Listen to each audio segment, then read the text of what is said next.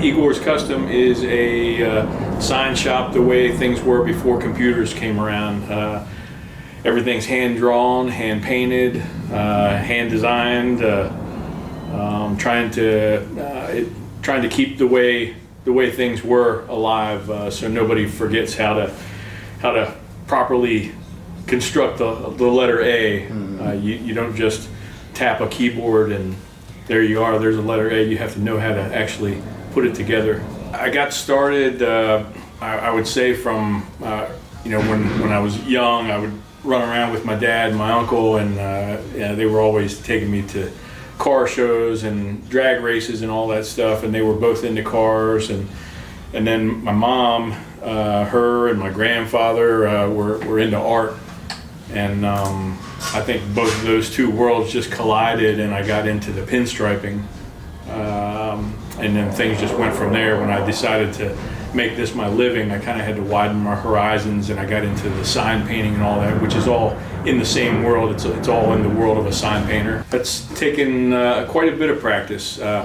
Just the pinstriping alone, I think I messed around with it for maybe 3 years before I felt comfortable painting on anybody's stuff. And to me, the pinstriping was easier than the lettering part. The lettering is so much more difficult because there's ways that things has to be.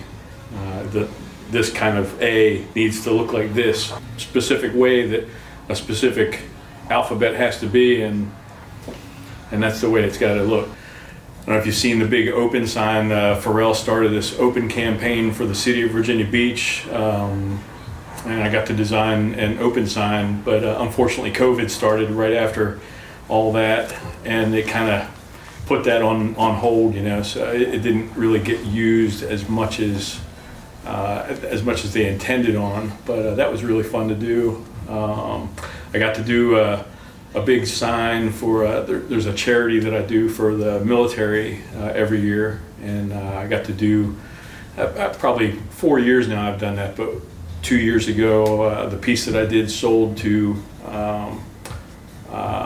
Kid Rock for $20,000. The Vibe District, it's amazing being able to be here as far as set up with my business, especially just here in the alley. I'm surrounded by creative businesses. I don't know how many times a day I take a break and I go walk next door either way, and you're surrounded by countless creative people, even if it's just to go over there and say hi or whatever, you can't help but be inspired by all those people, even if they're not drawing or something.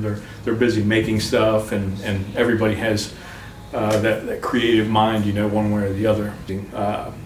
People have asked me many times, well, do you think you would ever move out of here or something, or relocate? I've got it too good here. It's amazing just to see what has happened here in the last 5 years. All this has been built up from nothing. You would have never seen people walking around here. Somebody would have gone to WRV, and then when they're done shopping, they get in their car and they drive somewhere else. But now you see people park and they're walking around all day, and you see them come back hours later to get their car. I mean, there's so many walkable, cool businesses around here now. It's amazing. I guess what I get mostly as far as people being